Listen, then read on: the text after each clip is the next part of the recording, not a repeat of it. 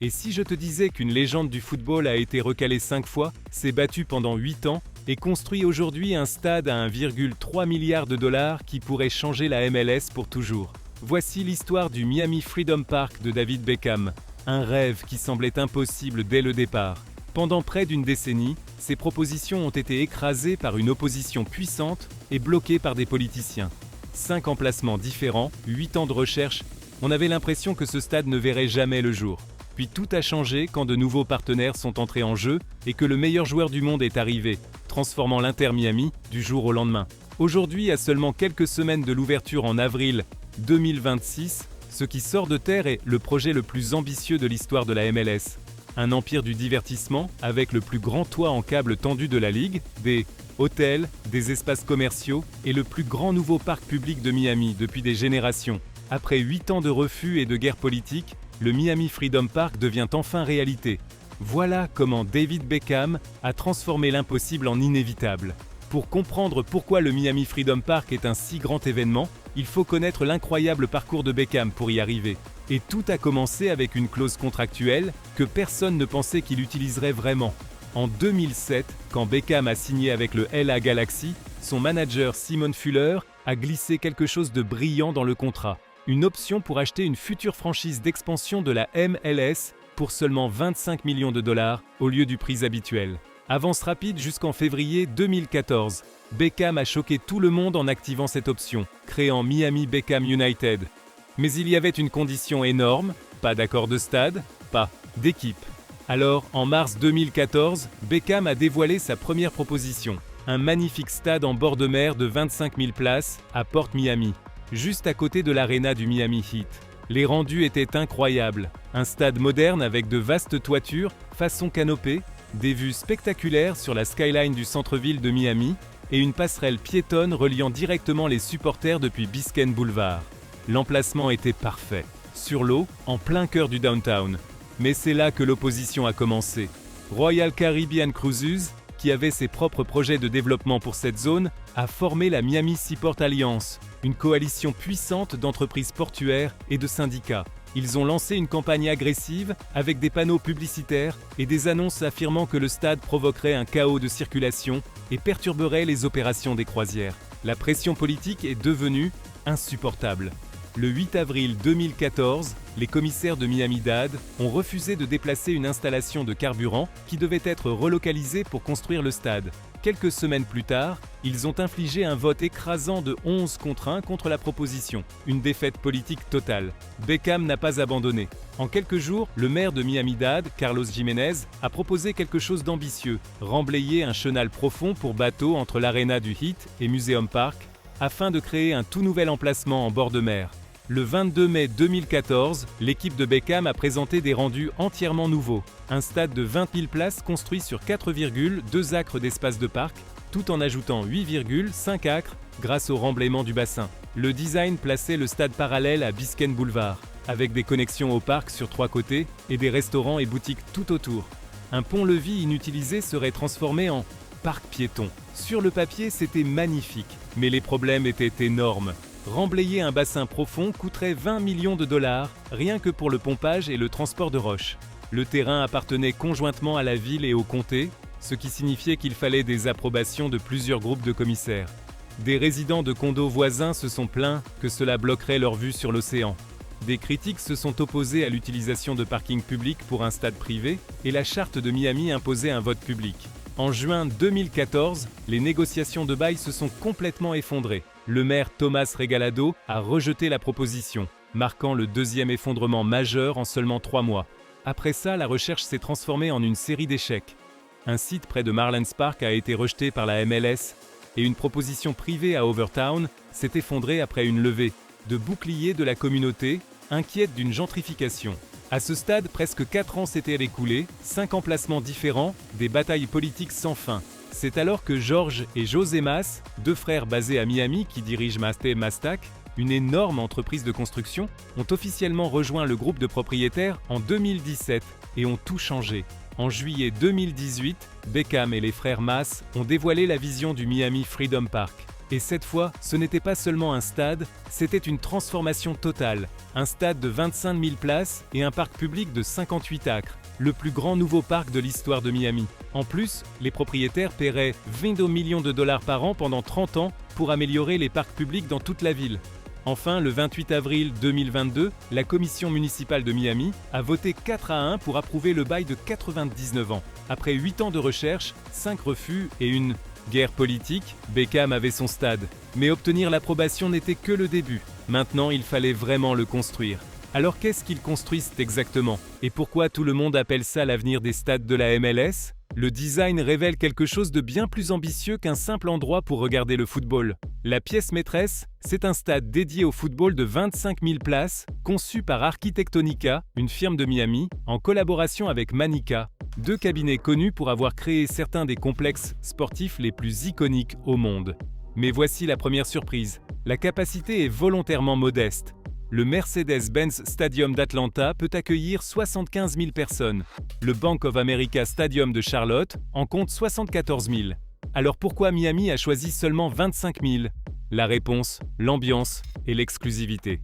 Les stades plus petits créent des atmosphères plus serrées, plus électriques, où chaque siège paraît proche de l'action.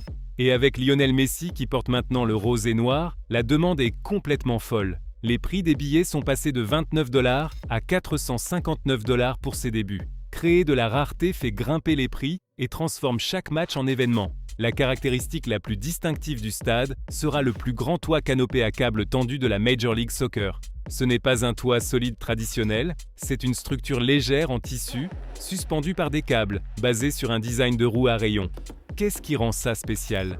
Le revêtement en membrane PTFE est semi-transparent, laissant filtrer la lumière naturelle tout en protégeant du soleil intense et des pluies comme de Miami. La cuvette des tribunes était conçue spécifiquement pour le football. Un design à 2 niveaux, avec un concours principal surélevé pour garantir d'excellentes lignes de vue depuis chaque siège. Un côté entier du terrain sera dédié aux places premium, siège club, suite et une tribune de presse intégrée dans une tour premium.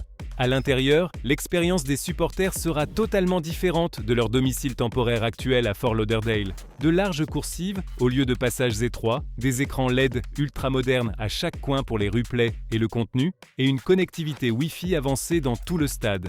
Mais c'est là que le Miami Freedom Park devient vraiment intéressant, parce que ce n'est pas juste un stade.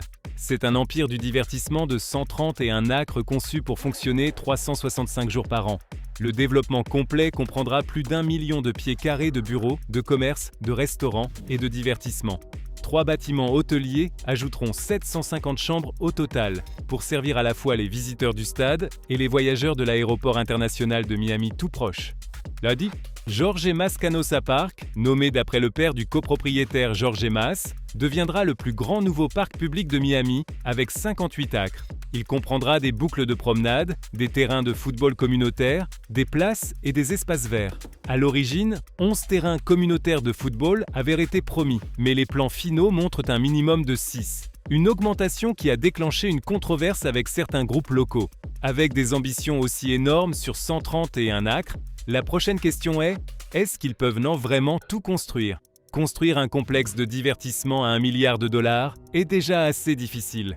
Le construire sur des déchets toxiques en seulement 2,5 ans tout en pariant tout sur un seul joueur, ça ressemble soit à du génie, soit à de la folie totale. Les travaux ont démarré en août 2023, quand le parcours de golf de Melrose a fermé définitivement. Objectif, le 4 avril 2026. Juste 30 mois pour transformer un golf contaminé en projet le plus ambitieux de l'histoire de la MLS. Mais d'abord, il fallait gérer ce qui était enfoui sous la surface. La contamination était un cauchemar. Des tests environnementaux ont révélé des niveaux d'arsenic plus de 2 fois supérieurs à la limite légale. Pourquoi? Parce que cette terre a été la décharge de Miami pendant des décennies. Old Smoky, l'incinérateur municipal de la ville, a brûlé des déchets ici des années 1920 aux années 1970, laissant jusqu'à 10 pieds de cendres toxiques enterrées sous terre. Quand le maire Francis Suarez a vu les résultats en août 2019, il a fermé le parcours de golf immédiatement. Le nettoyage à lui seul pourrait coûter 50 millions de dollars, et les propriétaires de l'Inter Miami se sont engagés à payer chaque centime de leur poche. Avance rapide jusqu'en novembre 2025. La transformation est impressionnante. Des structures en acier s'élèvent, la cuvette du stade prend forme et d'énormes grues dominent la skyline.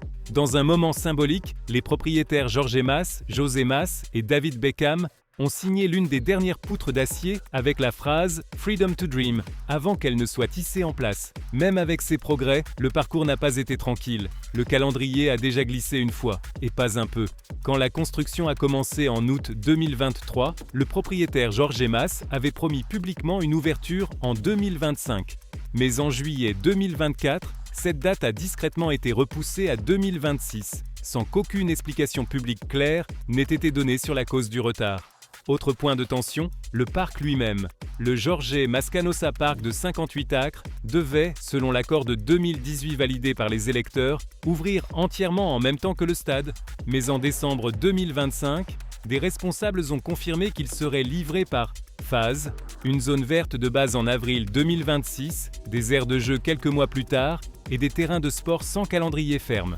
Malgré tout, les dirigeants du projet affirment qu'ils sont toujours sur les rails pour le 4 avril 2026. La grande question, qui paie tout ça? Et c'est là que ça devient vraiment intéressant. Le coût de 1,3 milliard de dollars est couvert à 100% par des financements privés, ce qui signifie aucun argent de la ville et pas un seul dollar de contribuable dans la construction. Le groupe de propriétaires et la société d'investissement Harris Management parient tout sur le succès de ce projet. En avril 2025, ils ont obtenu un prêt massif de 650 millions de dollars auprès de JP Morgan Chase, qui est devenu le plus grand prêt de construction du sud de la Floride cette année-là. Et ce prêt n'est qu'une partie de l'équation. Dans le cadre du bail de 99 ans, le Miami Freedom Park versera à la ville un loyer annuel démarrant à un peu plus de 4 millions de dollars, avec des paiements augmentant au fil du temps en fonction de la valeur du marché. Sur toute la durée, le total des loyers est projeté pour atteindre des milliards. Alors, avec les coûts de construction et les obligations de bail à long terme, comment le groupe de propriétaires pense-t-il faire fonctionner les chiffres? La réponse commence par un nom qui a complètement transformé le modèle économique du club, Lionel Messi. Quand Messi a signé en juillet 2023, toute la situation financière du club a changé du jour au lendemain. Avant Messi, l'Inter Miami générait environ 50 à 60 millions de dollars par an, comme la plupart des clubs de milieu de tableau en MLS.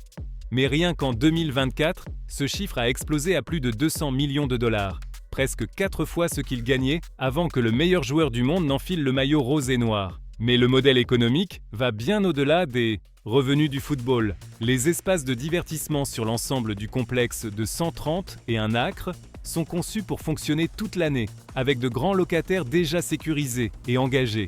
Parce qu'au final, ce projet ne concerne pas seulement un stade, il s'agit de transformer l'Inter Miami d'un club de football en une marque mondiale de divertissement. Alors, qu'en penses-tu? Une vision brillante ou un pari dangereux? Dis-moi dans les commentaires. Et si tu as aimé cette analyse, n'oublie pas de liker et de t'abonner pour encore plus d'histoires incroyables sur les stades de football.